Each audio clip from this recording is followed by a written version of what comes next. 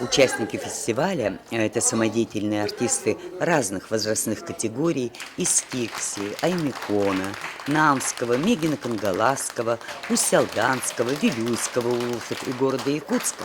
Рассказали о своих успехах, о дипломах и грамотах, которые получили из рук жюри фестиваля, о программе, с которой выступали перед москвичами.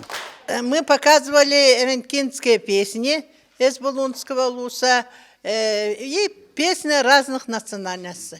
Мы большой очень рады, очень сплоченно, все 65 человек выступило.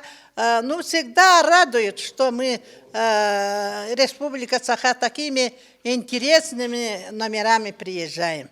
Этот коллектив является постоянным участником фестивалей не только в России, но и за рубежом. И впереди у них большие творческие планы. Мы живем в единой России, эхо дружбы звенит красиво, вместе жить веселее и легче, расстаемся до новой встречи.